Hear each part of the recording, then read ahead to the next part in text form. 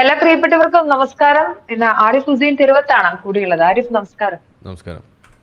സ്കൂളുകളിൽ ലഹരിവിരുദ്ധ പ്രവർത്തനങ്ങളുടെ ഭാഗമായി സുംബ എന്ന ഫിറ്റ്നസ് പ്രോഗ്രാം നടത്തണമെന്ന് സംസ്ഥാന സർക്കാർ ആവശ്യപ്പെടുന്നു. നിരവധി സ്കൂളുകൾ ഇത് ഏറ്റെടുത്തുന്നു, നടപ്പിലാക്കുന്നു. വളരെ ആഹ്ലാദത്തോടുകൂടി നമ്മുടെ കുട്ടികൾ നടത്തിയ സുംബ നൃത്തത്തെ കാട്ടിക്കൊണ്ട് ചില ആളുകൾ, അത് വിസ്ഡത്തിന്റെ ആളുകളുണ്ട്, സമസ്തയുടെ ആളുകളുണ്ട്, മതമൗലികവാദികളായ ആളുകൾ പറഞ്ഞത് അത് ആഭാസകരമാണ്, അഴിഞ്ഞാട്ടമാണ്, ഇത് വെസ്റ്റേൺ കൾച്ചർ കൊണ്ടുവന്ന് അടിച്ചേൽപ്പിക്കലാണ് എന്നുള്ളതാണ്. നമ്മൾ ഇത് ഒരുപാട് സമയങ്ങൾ ഇതിനു മുൻപേ കണ്ടതാണ്. അത് ജെൻഡർ ന്യൂട്രൽ യൂണിഫോം നടപ്പിലാക്കിയപ്പോൾ കണ്ടിരുന്നു. സെക്സ് എഡ്യൂക്കേഷൻ സ്കൂളുകൾ നടപ്പിലാക്കണമെന്ന് പറഞ്ഞപ്പോൾ ഇതേ ആളുകൾ വാളും പരിചയമായി വന്നിരുന്നു. ഇതുപോലെ ഒരുപാട് സമയങ്ങളിൽ ഇങ്ങനെയുള്ള ആളുകൾ സമൂഹത്തിൽ മാറ്റങ്ങൾ ഉണ്ടാകുമ്പോൾ പ്രശ്നങ്ങളുമായി വരുന്നു. സ്ത്രീയും പുരുഷനും തുല്യരാണെന്ന് പറയാൻ താല്പര്യമില്ലാത്തവർ ആണും പെണ്ണും ഒരുമിച്ചിരുന്നാൽ നടക്കുന്നത് ആഭാസമാണെന്നാണ് കാണുന്നത്. എന്താണ് ആരിഫ്, നമ്മൾ ജീവിക്കുന്നത് താലിബാനിലാണ്. ഒരു സംഗതി ശ്രദ്ധയപ്പെട്ടിട്ടുണ്ടോന്ന് അറിയില്ല. അതായത് ഒരു സമൂഹത്തിൽ മുസ്ലിങ്ങളായിട്ടുള്ള ആളുകളുടെ എണ്ണം അത് ഒരു നിശ്ചിത ശതമാനത്തിന് മുകളിലേക്ക് പോകുമ്പോൾ ഉണ്ടാകുന്ന ചില മാറ്റങ്ങളെ കുറിച്ചിട്ട് ചില കണക്കുകൾ ഇങ്ങനെ പ്രചരിക്കുന്നത് ശ്രദ്ധയപ്പെട്ടിട്ടുണ്ടാവും. അതിൻ്റെ വാലിഡിറ്റി എത്രത്തോളം ഉണ്ടെന്നൊന്നും അറിയില്ല. പക്ഷേ ആ പറഞ്ഞ സംഗതിയിൽ ഒരു കാര്യം പറയുന്നുണ്ട്.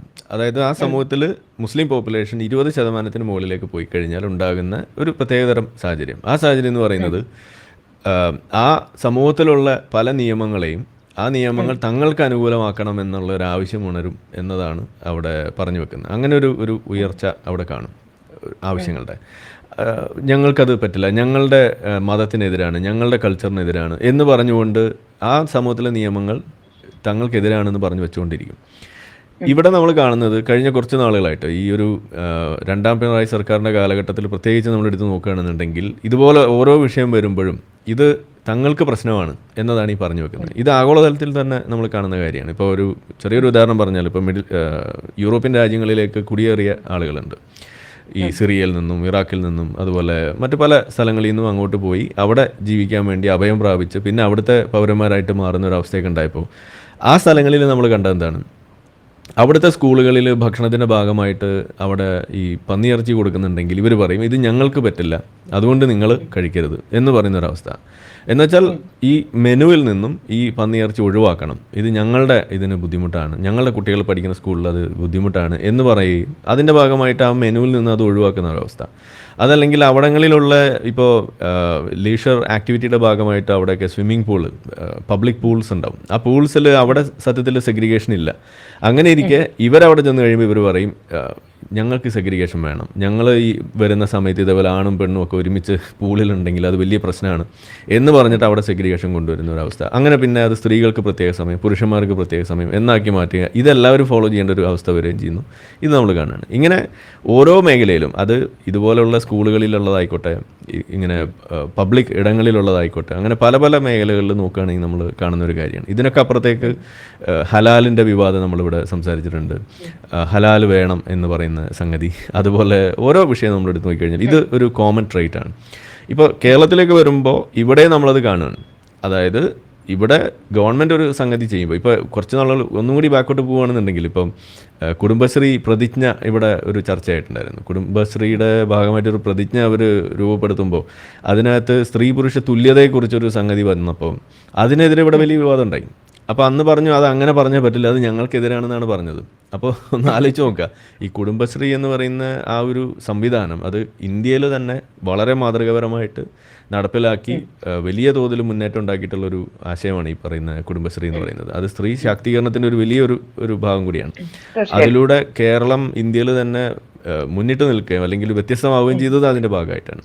അപ്പോൾ ഒന്ന് ആലോചിച്ച് നോക്കുക, ഈ പറയുന്ന താലിബാനി സ്വഭാവം കാണിക്കുന്ന ആളുകളായിരുന്നു ഇത് കൊണ്ടു നടന്നിരുന്നെന്നുണ്ടെങ്കിൽ കുടുംബശ്രീയുടെ ആ പ്രതിജ്ഞ പോയിട്ട് കുടുംബശ്രീ എന്ന് പറയുന്ന ഒരു ആശയം പോലും ഉണ്ടാവില്ല. അതാണ് നമ്മൾ പറഞ്ഞു വെക്കുക. അപ്പോൾ ഇത് പിന്നോട്ടടിക്കുന്ന ഒരു വളരെ റിഗ്രസീവായിട്ടുള്ള ഒരു മതമായിരിക്കും. ആ മതത്തിൻ്റെ നിയമങ്ങൾ ഓരോന്നോരോന്നായിട്ട് സമൂഹത്തിലേക്ക് ഇറക്കുകയും കൂടിയാണ് ചെയ്യുന്നതായിട്ടാണ് നമ്മളിവിടെ കാണുന്നത്. അപ്പോൾ ഇതിനെയാണ് നമ്മളിവിടെ എതിർക്കേണ്ടി വരുന്നതും എന്നാണ് ഈ പറഞ്ഞു വെക്കുന്നത്. കഴിഞ്ഞ ദിവസം ആദ്യം മാതൃഭൂമി ചർച്ചയിൽ പങ്കെടുത്തപ്പോൾ തന്നെ അത് കഴിഞ്ഞ അടുത്ത ചാനലിലൊക്കെ വീഡിയോ ഉണ്ടായിരുന്നു.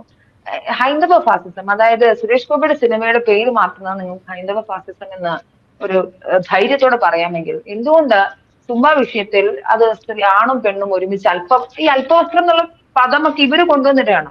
അതിൽ അവിടെ അല്പവസ്ത്രം എന്ന പദമില്ല. ഇൻസ്ട്രുമെന്റ് മ്യൂസിക്കിനെതിരെ ഇവർ സംസാരിക്കുകയാണ്. ഇത് ഇസ്ലാമിക ഫാസിസമാണ്, അല്ലെ ഹൈന്ദവ ഫാസിസം പോലെ തന്നെ എതിർക്കപ്പെടേണ്ടതാണ്. അല്ലെങ്കിൽ ആ ടേം തന്നെ പറയാൻ, ഇസ്ലാമിക ഫാസിസം എന്ന ടേം തന്നെ പറയാൻ ഇവർക്ക് അല്ലെങ്കിൽ ഈ പൊതുസമൂഹത്തിന് പേടിയാണ്. അത് ആരും അങ്ങനെ ഒബ്സർവ് ചെയ്തിട്ടില്ല. പച്ചയ്ക്ക് പറയുകയാണെന്നുണ്ടെങ്കിൽ മാതൃഭൂമി, മനോരമ ഇതുപോലെയുള്ള മെയിൻ സ്ട്രീം മീഡിയ എന്നൊക്കെ പറയുന്നത് അധികം നാൾ ആയുസൊന്നുമില്ല, ഉള്ള കാര്യം പറയാലോ. ഞാൻ അത് പറയുമ്പോൾ അവർക്ക് വിഷമമായിരിക്കും, പക്ഷേ അതാണ് യാഥാർത്ഥ്യം. അവർ സമൂഹം മാറുന്നതിനനുസരിച്ച് അവർ മാറി അതിനനുസരിച്ചിട്ടുള്ള കാര്യങ്ങൾ പറയാനും ചെയ്യാനും അവർ തയ്യാറല്ല. പകരം ഇതുപോലെയുള്ള ഈ പിന്തിരിപ്പനായിട്ടുള്ള ആശയങ്ങൾക്ക് കുട പിടിക്കുക, അല്ലെങ്കിൽ അത്തരം വളരെ കാലഹരണപ്പെട്ടിട്ടുള്ള ആശയങ്ങൾ, അതാണ് യഥാർത്ഥ ധാർമ്മികത എന്നൊക്കെ പൊക്കി വെക്കാനൊക്കെ വേണ്ടി അവർ മുന്നോട്ട് വന്നു കഴിഞ്ഞാൽ കുറേ കൂടിയൊക്കെ പുരോഗമനപരമായിട്ട് ചിന്തിക്കുന്ന സമൂഹമായിട്ട് നമ്മൾ മാറിക്കൊണ്ടിരിക്കുമ്പോൾ അവരെ സംബന്ധിച്ചിടത്തോളം ആദ്യം എടുത്ത് കളയുന്ന സാധനങ്ങൾ ഇതുപോലുള്ള മാധ്യമങ്ങളായിരിക്കും. അതാണ് പച്ചയ്ക്ക് പറയാനുള്ളത്. അപ്പോൾ ഇവിടെ ആ ചർച്ചയിൽ നമ്മൾ കണ്ടത് അതാണ്. അതായത് ഞാൻ ഉന്നയിക്കുന്ന ഒരു പോയിന്റ് എന്ന് പറഞ്ഞു കഴിഞ്ഞാൽ, സമൂഹത്തിൽ ഇത്തരം കാര്യങ്ങൾ എവിടെ ഉണ്ടായാലും എതിർക്കണം. Point number 1. അപ്പോൾ അവിടെ ഒരു വശത്ത് നമ്മൾ കാണുന്നത് എന്താണ്, ഈ ജാനകി എന്ന് പറയുന്ന ആ പേരിട്ടതിനെ അവർ വിമർശിക്കുന്നു. അത് ഒരു അജണ്ടയാണെന്ന് അവർ പറയുന്നു. ആ അജണ്ടയുടെ പിന്നിലുള്ളത് ഹൈന്ദവ ഫാഷിസമാണ്, അതല്ലെങ്കിൽ ഹിന്ദുത്വ ഭീകരതയാണ് എന്നവർക്ക് പറയാൻ കഴിയുന്നു. ഇത്രയും കാര്യങ്ങൾ അവർക്ക് പറയാൻ കഴിയുന്നുണ്ട്. ഇനി ഇപ്പുറത്ത് ഈ സൂംബ വിവാദം വരുമ്പോൾ, അല്ലെങ്കിൽ ഇതുപോലുള്ള സമാനമായ വിവാദങ്ങൾ വരുമ്പോൾ, അത് ഒരു ഇസ്ലാമിക അജണ്ടയാണെന്ന് അവർക്ക് പറയാൻ കഴിയുന്നില്ല. അതിൻ്റെ പിന്നിലുള്ള ആശയം എന്ന് പറയുന്നത് ഒരു ഇസ്ലാമിക ഭീകരതയാണ്, അതിൻ്റെ പിന്നിലുള്ള ആശയം ഇസ്ലാമാണ് എന്ന് അവർക്ക് പറയാൻ കഴിയുന്നില്ല. ഇത് പറയുന്ന ആളുകളെ ഇസ്ലാമോഫോബിയ എന്ന് പറഞ്ഞിട്ട് തളച്ചിടാനാണ് അവർ ശ്രമിക്കുന്നത്. ഇത് ഇത്ര കാലമൊക്കെ ഓടി, ഇനി ഓടില്ല എന്നുള്ളതാണ്. ഇനി ഈ പറയുന്ന സാധനങ്ങൾ ബാക്കിയുള്ള ആർക്കും മനസ്സിലാവുന്നില്ല. ഈ മാധ്യമങ്ങൾ പറയുന്ന പോലെ എല്ലാവരും പറഞ്ഞോളണം. പിന്നെ അവരുടെ ഒരു സെൻസർഷിപ്പ്, ഇതൊന്നും ഇവിടെ വിലപ്പോവില്ല. കാരണം നമ്മളിവിടെ ഈ സോഷ്യൽ മീഡിയ എന്ന് പറയുന്നത് അത്രമാത്രം പവർഫുള്ളായിട്ട് വന്നിരിക്കുന്നത് ആഗോളതലത്തിലുള്ള കാര്യം ഞാനീ പറയും. ഇവിടെ ഈ കൊച്ചി ഇട്ടാവട്ടം കേരളത്തിലുള്ള കാര്യമൊന്നുമല്ല. ആഗോളതലത്തിൽ തന്നെ ഈവൻ ബിഗ് മീഡിയ ഹൗസ് അടക്കം ഇതുപോലെ പൂട്ടിക്കൊണ്ടിരിക്കുകയാണ്. ഇപ്പോൾ വാഷിങ്ടൺ പോസ്റ്റ് ആയാലും ശരി, ഏത് പോസ്റ്റ് ആയാലും ശരി, അവരെല്ലാം ഇതുപോലെയുള്ള വളരെ ദുർഘടമായൊരു ഘട്ടത്തിലൂടെ പോയിക്കൊണ്ടിരിക്കുകയും ആളുകൾ കൂടുതൽ കേൾക്കാൻ ആഗ്രഹിക്കുന്നത് ഈ പറയുന്ന കാലഹരണപ്പെട്ട മീഡിയയേക്കാൾ ഉപരി ഈ ന്യൂസ് ഇൻഫ്ലുവൻസേഴ്സ് ആയിട്ടുള്ള ആളുകളിലേക്കും ചുരുങ്ങുന്ന ഒരു അവസ്ഥ വരികയാണ്. എന്ന് വെച്ചാൽ അവർ കൂടുതൽ ഇടങ്ങൾ തേടി പോവുകയാണ്. അപ്പോൾ അവർക്ക് ആവശ്യമുള്ള കാര്യങ്ങൾ കേൾക്കാനുള്ള വഴികൾ ഇന്ന് പുറത്തുണ്ട്. ചുരുങ്ങുക എന്ന് പറഞ്ഞു കഴിഞ്ഞാൽ അതിൻ്റെ അർത്ഥം ഈ പറയുന്ന സാധനങ്ങളൊക്കെ ഒഴിവാക്കിയിട്ട് ആവശ്യമുള്ളത് മാത്രം എടുക്കുന്ന ഒരു അവസ്ഥ ഉണ്ടാവുകയാണ്. അപ്പോൾ ഈ മീഡിയ ഇവിടെ ഉന്നയിക്കുന്ന ഇത്തരം കാര്യങ്ങൾ, അതിലെ പൊള്ളത്തരം ഇന്ന് ആളുകൾക്ക് മനസ്സിലാവുമ്പോൾ ഇതൊക്കെ ഒഴിവാക്കപ്പെടേണ്ടതാണെന്ന് നാട്ടുകാർക്ക് മനസ്സിലാവും. ആ ഒരു നിലയിലേക്ക് പോകുമ്പോൾ സമൂഹം എന്തായാലും മുന്നോട്ട് തന്നെയാണ് പോവുക. അതൊരിക്കലും ഈ പറയുന്ന പിന്തിരിപ്പൻ ആശയങ്ങളിൽ പെട്ട് ഉഴലുന്ന ഒരു അവസ്ഥയൊന്നും ഉണ്ടാകാൻ പോകുന്നില്ല. കാരണം ഇങ്ങനെ ഇതിനേക്കാൾ പിന്തിരിപ്പനായിട്ടുള്ള സംഗതികളൊക്കെ കണ്ടും കേട്ടും അതിൽ നിന്ന് അതിജീവിച്ചുമാണ് നമ്മളിവിടെ എത്തിയിട്ടുള്ളത്. ഇതും നമ്മൾ അതിജീവിക്കും. പ്രത്യേകിച്ച് കേരളം പോലെ ഒരു സ്ഥലം എന്ന് പറയുമ്പോൾ ഈ 100% ലിറ്ററസി റേറ്റ് എന്നൊക്കെ പറയുന്ന സംഗതിയെ നമ്മൾ യഥാർത്ഥത്തിൽ അതിൻ്റെ ആപ്ലിക്കേഷൻ ലെവൽ വരുന്നത് അവിടെയാണ്. കാണേണ്ടത് കാണാനും അതുപോലെ ചിന്തിക്കേണ്ടത് ചിന്തിക്കാനും ഒക്കെ കഴിയുന്ന ഒരു ജനതയായിട്ട് നമ്മൾ മാറി. എല്ലാവർക്കും ആ കഴിവുണ്ടെന്ന് നമ്മൾ ആദ്യം അംഗീകരിക്കുക എന്നുള്ളതാണ്. ഈ മീഡിയ മറന്നു പോകുന്നത് അതാണ്. ഇവിടുത്തെ മെയിൻ സ്ട്രീം മീഡിയ മറന്നു പോകുന്നത് അവർക്ക് മാത്രമേ പറയാനും ചിന്തിക്കാനും ഇതുപോലുള്ള കാര്യങ്ങൾക്കൊക്കെ സാധിക്കുകയുള്ളൂ, ബാക്കിയുള്ള ആളുകളൊക്കെ മണ്ടന്മാരാണെന്നുള്ളൊരു ഒരു തെറ്റിദ്ധാരണ അവർക്കുണ്ട്. അത് അവർ മാറ്റി വെക്കണം. ഇത് ആളുകൾക്ക് ചൂസ് ചെയ്യാനുള്ളൊരു വഴി ഇവിടെ ഉണ്ട് എന്നുള്ളത് അവർ അംഗീകരിച്ചില്ല എന്നുണ്ടെങ്കിൽ അവർ കാലഹരണപ്പെടും. ഈ ഒരു മുന്നോട്ടുള്ള പോക്കിൽ അവർ റെലവൻ്റായിട്ട് നിൽക്കണം എന്നുണ്ടെങ്കിൽ ഒറ്റ വഴി അവർക്കുള്ളൂ, പറയേണ്ടത് പറയുക, ഇതുപോലെ കേൾപ്പിക്കേണ്ടത് കേൾപ്പിക്കുക എന്നുള്ളതാണ്. അതല്ലാതെ ഇതേപോലെ അവർക്കിഷ്ടമുള്ളത് നാട്ടുകാരെ കൊണ്ട് കേൾപ്പിക്കുക എന്നുള്ളതല്ല. ഇപ്പം നടക്കുന്നത് സത്യത്തിൽ അതാണ്. അവരുടെ അജണ്ടയാണ് സത്യത്തിൽ. ആ ചർച്ചയിൽ തന്നെ ഞാൻ പറഞ്ഞിരുന്നു, ഇപ്പോൾ എൻ്റെ പേര് ഈ ഒരു സാധനം എക്സ് ജിഹാദി എന്ന് ഇടണമെന്ന് ഞാൻ പറഞ്ഞു. അപ്പോൾ അവർ പറഞ്ഞു അത് പറ്റില്ല. അപ്പോൾ എന്നാൽ ശരി, എന്നാൽ എക്സ് മുസ്ലിം എന്ന് ഇടാൻ പറഞ്ഞു. അപ്പോൾ അതും ഓക്കെ എന്ന് പറഞ്ഞ് അത് തുടങ്ങിയിട്ട് ചർച്ച തുടങ്ങുമ്പോൾ എക്സ് മുസ്ലിം എന്ന് കാണിക്കുകയും കുറച്ചങ്ങ് കഴിഞ്ഞപ്പോൾ പേര് മാറ്റി എക്സ് മുസ്ലിമും മാറ്റി, പിന്നെ എന്താ സാമൂഹിക പരിഷ്കർത്താവെന്നോ അങ്ങനെ കണ്ട് ഇടുന്ന അവസ്ഥയാണ് കണ്ടത്. അപ്പോൾ ഒന്ന് ആലോചിച്ച് നോക്കും.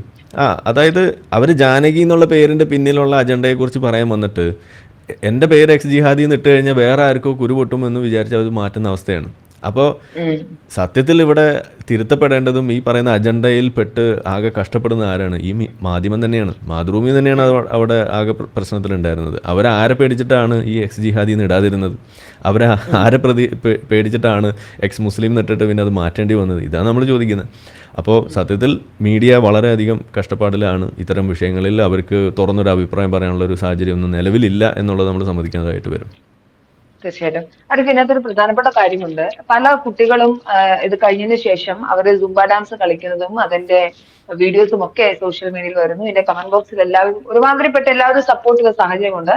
കേരളത്തിലെ പ്രധാനപ്പെട്ട പാർട്ടിയായ CPM-ഉം CPM ജനറൽ സെക്രട്ടറി അഖിലേന്ത്യാ ജനറൽ സെക്രട്ടറി MA ബേബി ഒക്കെ സർക്കാരിന്റെ കാര്യം സർക്കാർ നോക്കിക്കോളും, അതിൽ മതസംഘടനയുടെ അഭിപ്രായം വേണ്ട എന്ന് പറഞ്ഞൊരു സാഹചര്യം ഉണ്ടാകുന്നു.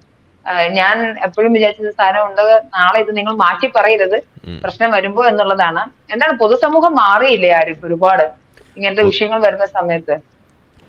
സമൂഹം മാറിയെന്ന് മാത്രമല്ല, ഇപ്പോൾ സൂചിപ്പിച്ച പോലെ ആ മാറ്റത്തിനെ ഉൾക്കൊണ്ട് അതിനനുസരിച്ച് ബാക്കിയുള്ള ഈ മീഡിയ അതുപോലെ രാഷ്ട്രീയം അവർ മാറിയില്ല എന്നുണ്ടെങ്കിൽ അവർ ഇറലവൻ്റ് ആവും.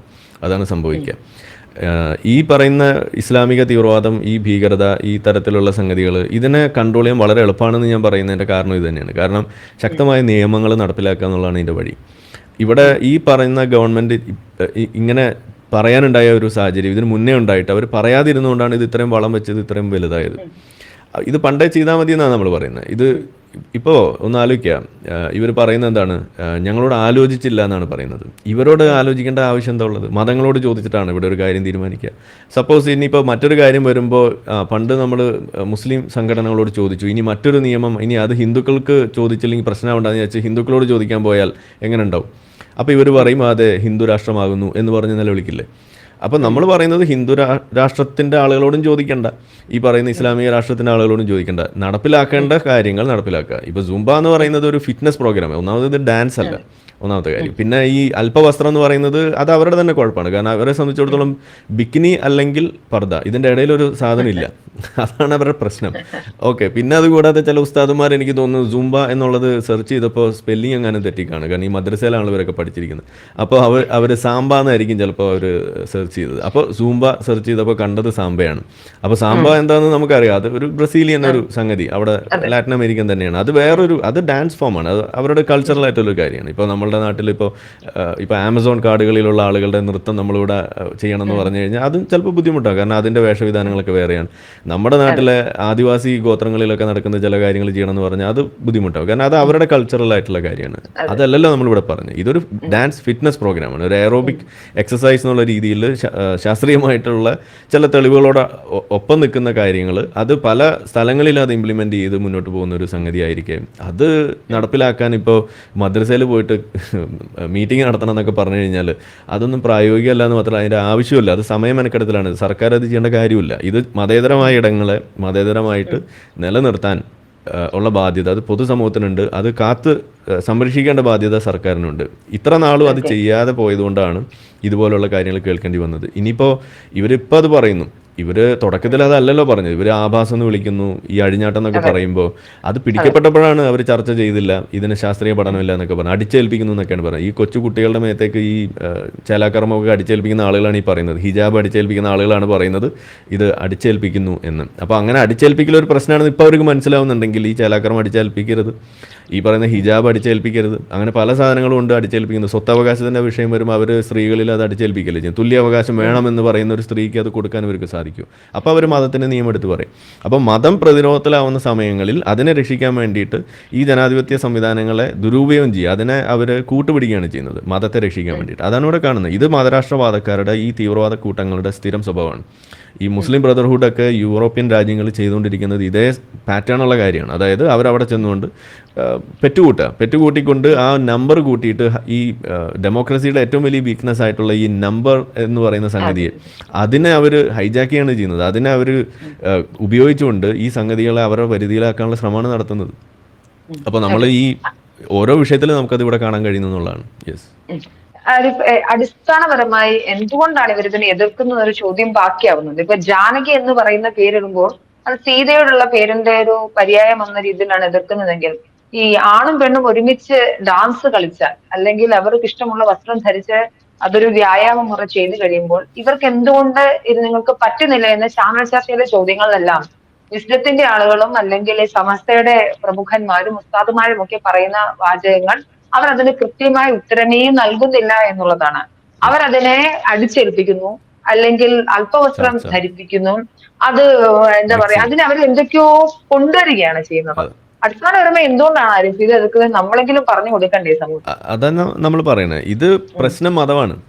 ഓക്കെ, ഈ അടിച്ചേൽപ്പിക്കുന്നു എന്നൊക്കെ പറയുന്നതും ചർച്ച ചെയ്തില്ല എന്ന് പറയുന്നതും ഈ മതമാണ് എന്ന് പറയാനുള്ള ബുദ്ധിമുട്ട് കൊണ്ട് പകരം പറയുന്ന കാര്യങ്ങളാണ്. അവർ പറഞ്ഞ സംഗതി വിഴുങ്ങാൻ വേണ്ടിയിട്ട്, അതിനെ തടി തപ്പാൻ വേണ്ടിയിട്ട് പറയുന്ന കാര്യമാണ്. അതായത് അല്പവസ്ത്രം എന്ന് വിളിച്ചതും ആഭാസം എന്ന് വിളിച്ചത് നാട്ടുകാർ കൈയോടെ പിടികൂടിയപ്പോൾ ആ ജാള്യത മറയ്ക്കാൻ വേണ്ടി, അത് പറയാതെ ബാക്കി കാര്യങ്ങൾ പറയാൻ വേണ്ടിയിട്ടുള്ളൊരു ഒരു കുറുക്ക് വഴിയായിട്ടാണ് അവർ ഈ ചർച്ച ചെയ്തില്ല, പഠനമില്ല എന്നൊക്കെ പറയുന്നത്. അതുകൊണ്ടാണ് നമ്മൾ അതിലേക്ക് പോകാത്തത്. കാരണം അതിൻ്റെ ആവശ്യമില്ല. ഇത് ചർച്ച ചെയ്യേണ്ടത് അവരോടല്ല, ഇതിന് പഠനങ്ങളുണ്ട്. ഓക്കെ, അത് ഇവരോട് ഇനിയിപ്പോൾ ബോധിപ്പിക്കേണ്ട പ്രത്യേകമായിട്ട് ഒരു മതക്കൂട്ടത്തെ വിളിച്ച് പറഞ്ഞ് ബോധിപ്പിക്കേണ്ട ഗതികേടൊന്നും നമുക്കില്ല. ഇനി ഇവർ പറയുന്ന കാരണം അല്പവസ്ത്രം ഒന്ന്, രണ്ട് ഈ പറയുന്ന സ്ത്രീ പുരുഷ മിക്സിങ്, ഇതാണ് രണ്ടാമത് പറയുന്നത്. പിന്നെ പറയുന്നത് ഇതിൻ്റെ കൾച്ചറൽ ആയിട്ടുള്ള ഒരു ഇൻവേഷൻ, ഒരു വെസ്റ്റേണൈസേഷൻ, ഇതാണ് അവരുടെ മൂന്ന് കാര്യങ്ങളാണ് അവർ പ്രധാനമായിട്ട് പറയുന്നത്. ഈ മൂന്ന് സാധനങ്ങളും ആരൊക്കെയാണ് പറയുന്നത്? അതായത് വസ്ത്രധാരണത്തിലുള്ള പെശക്, അതുപോലെ തന്നെ മിക്സിങ്ങിനെ കുറിച്ചുള്ള പരാതി, അതുപോലെ തന്നെ പാശ്ചാത്യ വിരുദ്ധത. ഇത് മൂന്നും പറയുന്നത് ആരൊക്കെയാണ്? ഇസ്ലാമിക തീവ്രവാദ സംഘടനകളുടെ പേര് നമ്മൾ എടുത്താൽ മതി. ഇസ്ലാം പഠിപ്പിക്കുന്ന സാധനമാണിത്. അതായത് ഈ ഹിജാബ് എന്ന് പറയുന്ന വിഷയം, ഹയാ എന്നാണ് ഇവർ അറബിയിൽ ഇതിന് പറയാം. പക്ഷേ ഈ അറബിയിൽ പറഞ്ഞു കഴിഞ്ഞാൽ അപ്പം തന്നെ 6-ാം നൂറ്റാണ്ടാന്ന് പറയുന്നതുകൊണ്ട് ഇവരതിനെ അറബി പറയില്ല, പകരം മോഡസ്റ്റി എന്നിങ്ങനെ ഇംഗ്ലീഷിൽ പറഞ്ഞുകൊണ്ടിരിക്കും. ഈ മോഡസ്റ്റി എന്ന് പറയുന്ന സാധനമാണ് ഈ അറബിയിൽ ഹയാ എന്ന് പറയുന്നത്. എന്ന് വെച്ചാൽ ഈ ലജ്ജ, സ്ത്രീകൾക്ക് അത് കുറച്ച് കൂടുതൽ ഉണ്ടാവണമെന്നാണ് ഇവർ പറഞ്ഞു വെക്കുക. ഓക്കെ, അപ്പോൾ ഹയാ ഇല്ലാത്ത സ്ത്രീ എന്ന് പറഞ്ഞു കഴിഞ്ഞാൽ അതൊരു വേശ്യയാണെന്നാണ് ഇവർ പറഞ്ഞു വെക്കുക. ഇങ്ങനെയാണ് കാര്യങ്ങൾ പോകുന്നത്. അപ്പോൾ ഇപ്പോൾ ഇറാനിലുള്ള ഒരു എന്താണ് ഹിജാബ് ആൻഡ് ചാസ്റ്റിറ്റി ഡേ എന്ന് പറയുന്ന ഒരു സംഗതി തന്നെയുണ്ട്. ആ സംഗതി പോലും അവിടെ പറഞ്ഞു വെക്കുന്നത് സ്ത്രീകളുടെ ഒരു വിഷയമായിട്ടാണ്. അതായത് ചാസ്റ്റിറ്റി എന്ന് പറയുമ്പോൾ നമ്മളുടെ പാതിവൃത്യം, ഓക്കെ, വിർജിൻ ആയിരിക്കുക എന്നൊക്കെ പറയുന്ന തരം ആ ഒരു ശുദ്ധിവാദമാണ് അവിടെ കൊണ്ടുവെക്കുന്നത്. ഇത് ഇസ്ലാമിൻ്റെ ഒരു കാഴ്ചപ്പാടാണ്. പല മതങ്ങൾക്കുണ്ടെന്നൊക്കെ നമ്മൾ പറയുമെങ്കിലും ഈ ഇസ്ലാം ഇന്നും ഇത് വലിയ തോതിൽ എൻഫോഴ്സ് ചെയ്യും, രാജ്യങ്ങളുടെ നിയമങ്ങളായിട്ട്, സ്റ്റേറ്റ് നിയമമായിട്ട് ഇത് വെച്ച് ഇംപ്ലിമെൻറ്റ് ചെയ്യുന്ന സാധനമാണ്. അതുകൊണ്ടാണ് ഇതിനെ നമ്മൾ എടുത്തു പറയേണ്ടി വരും. മറ്റു മതങ്ങളൊക്കെ അതിൽ നിന്നൊക്കെ മുന്നോട്ട് പോയിട്ടുണ്ട്, പക്ഷേ ഇവിടെ ഇത് ഇപ്പോഴും അത് ഇംപ്ലിമെൻറ്റ് ചെയ്യുന്ന സാധനമാണ്. അപ്പോൾ ഈ പറയുന്ന മൂന്ന് കാര്യങ്ങളിൽ, അപ്പോൾ ഇതിൻ്റെ പരിഹാരം എന്താണ്? ഈ അല്പവസ്ത്രം എന്ന് പറയുമ്പോൾ അതിനുള്ള ഇസ്ലാം വെക്കുന്ന പരിഹാരം എന്താണ്? അത് പർദ്ദയാണ്, അല്ലെങ്കിൽ മൂടുപടം. ഈ മൂടുപടം എവിടെയാണുള്ളത്? അത് താലിബാൻ ചെയ്യുന്നതാണ്. ഇതിപ്പോൾ ഓരോ ഇസ്ലാമിക തീവ്രവാദ സംഘടനകളും ചെയ്യുന്ന അതാണ്. അതല്ലെങ്കിൽ ഇപ്പോൾ ഇറാനിൽ നമ്മൾ കേൾക്കുന്ന അതാണ്.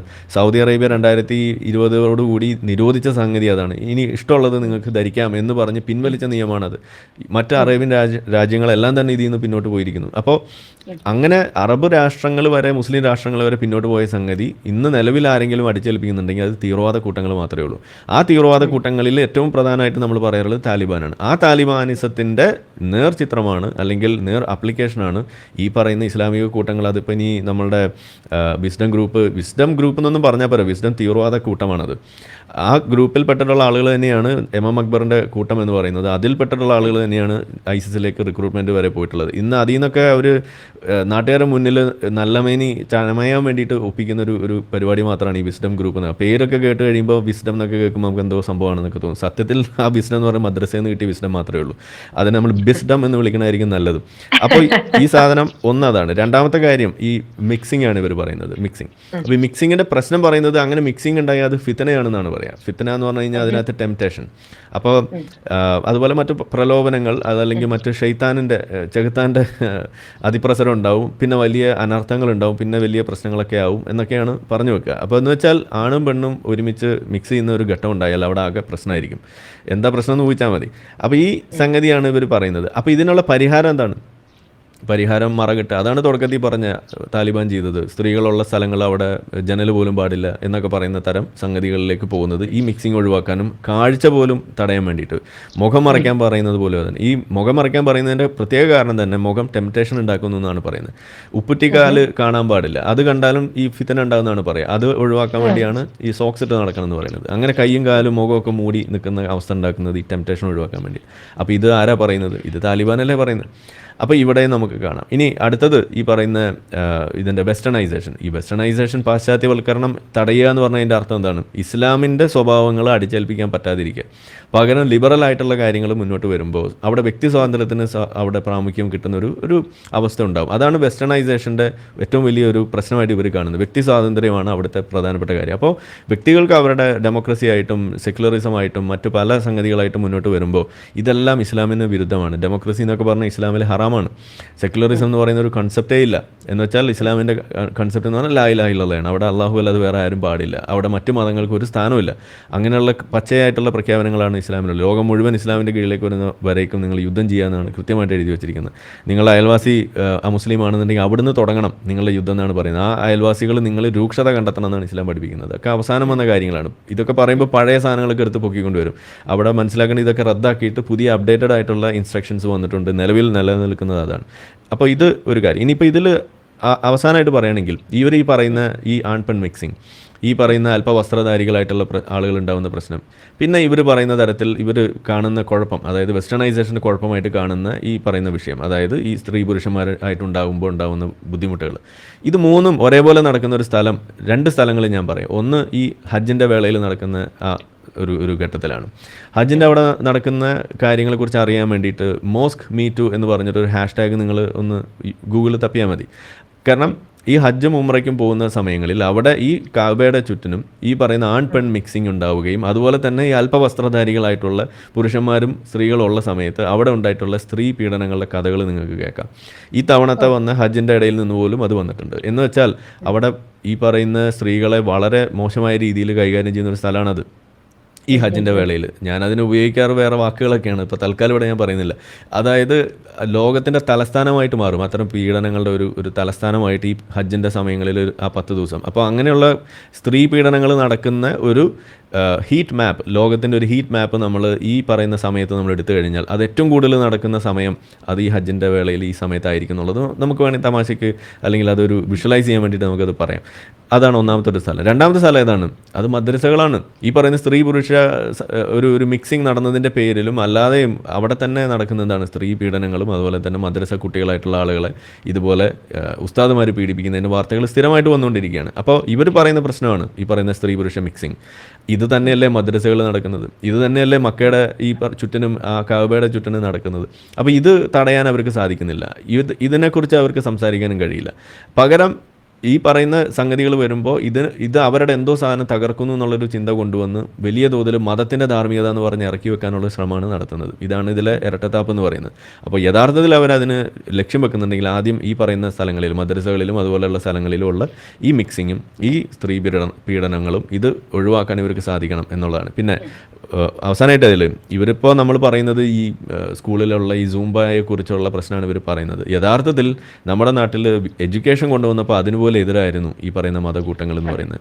പ്രത്യേകിച്ച് ഇംഗ്ലീഷ് വിദ്യാഭ്യാസമൊക്കെ കൊണ്ടുവരുന്ന സമയങ്ങളിൽ അറബി മലയാളം പോലെയുള്ള ഭാഷകളിലൂടെ വരാൻ തന്നെ കാരണം മറ്റു ഭാഷകളൊന്നും പഠിക്കേണ്ട കാര്യമില്ല, നമ്മൾ അറബി മാത്രമേ പഠിക്കാൻ പാടുള്ളൂ. പക്ഷേ ആ മലയാളം പറയാതിരിക്കാനും പറ്റുന്നില്ല. അപ്പോൾ പിന്നെ എന്ത് ചെയ്യും? ആ ലിപി അവർ മാറ്റി, അത് അറബി ഭാഷയിൽ എഴുതുന്ന ഒരു സംഗതിയാക്കി മാറ്റുകയാണ്. അതാണ് അറബി മലയാളം എന്ന് പറഞ്ഞിട്ട് ഇവിടെ ഉള്ളത്. എന്ന് പറഞ്ഞ പോലെ പണ്ട് കാലത്ത് സമസ്തയൊക്കെ ഫത്വ ഇറക്കിയിട്ടുള്ളതാണ് ഇവിടെ പഠിക്കാൻ പാടില്ല. പിന്നെ അത് അവസാനം പുരുഷന്മാർ പഠിച്ചു. അങ്ങനെ 1930 ആയപ്പോൾ അവർ വീണ്ടും ഫത്വ ഇറക്കുകയാണ്, സ്ത്രീകൾ പഠിക്കാൻ പാടില്ല എന്ന് പറഞ്ഞിട്ട്. അപ്പോൾ അങ്ങനെ കൃത്യമായിട്ട് ഫത്വ ഇറക്കിയിട്ടുള്ള ആളുകളൊക്കെയാണ് ഈ പറയുന്ന ഇതിൻ്റെയൊക്കെ മൂത്താപ്പന്മാരായിട്ടുള്ള ആളുകൾ, സമസ്തയായാലും ഈ പറയുന്ന ആളുകളൊക്കെ. എന്നിട്ട് ഇന്ന് അവരിരുന്ന് പറയുന്നത് നിങ്ങൾ പഠിച്ചോ, പക്ഷേ സൂംബ് കളിക്കരുതെന്നാണ്. അപ്പോൾ നമ്മൾ പറയുന്നത് ഒന്ന് വെയിറ്റ് ചെയ്യുക. നമ്മൾ ഈ കാണിക്കുന്ന ഇത്തരം വിമർശനങ്ങളും അവരെ എക്സ്പോസ് ചെയ്യാനുള്ള ശ്രമങ്ങളും നിരന്തരം നമ്മൾ ചെയ്തുകൊണ്ടിരുന്നാൽ കുറച്ച് നാളും കൂടി കഴിയുമ്പോൾ സൂംബയും ഹലാലായി മാറിക്കോളും. ഇപ്പോൾ അവർക്ക് ഹറാമാണ്, കുറച്ച് കഴിയുമ്പോൾ ഹലാലാവും എന്ന് തന്നെയാണ് പറയാനുള്ളത്. വളരെ വ്യക്തമാണ്. എന്തായാലും മാറ്റങ്ങൾ നടക്കുന്നുണ്ടല്ലോ, അത് തന്നെ വലിയ ആശ്വാസമാണ്. ഈ വിഷയത്തിൽ സർക്കാർ ഒരു അടി പോലും പിന്നോട്ടില്ല എന്നത് നമ്മളെ പോലുള്ള മതേതരവാദികളെ സംബന്ധിച്ചിടത്തോളം വളരെ സന്തോഷമുള്ള ഒരു കാര്യമാണ്. അങ്ങനെ തന്നെ ഉണ്ടാവട്ടെ, ആർക്കും കീഴ്പ്പെടില്ല എന്ന് തന്നെയാണ് സർക്കാർ പറഞ്ഞിരിക്കുന്നത്. എന്തായാലും ആരിഫ് ഉൾപ്പെടെയുള്ള എക്സ് മുസ്ലിംസ് നടത്തുന്ന വലിയ പ്രവർത്തനങ്ങൾ അതിനൊരു വലിയ പാത തുറന്നു കൊടുത്തിട്ടുണ്ട്. ഒരുപാട് പേർക്ക് തുറന്ന് സംസാരിക്കാനും ഒക്കെ ഞാനത് വാർത്താ മാധ്യമങ്ങളുടെ കമന്റ് ബോക്സുകളിലൊക്കെ കാണുന്നുമുണ്ട്. ആരിഫ്, എന്തായാലും ഒരുപാട് അഭിമാനമുണ്ട് ആ കാര്യത്തിൽ. ഒരുപാട് നന്ദി പറഞ്ഞാണ്. Thank you.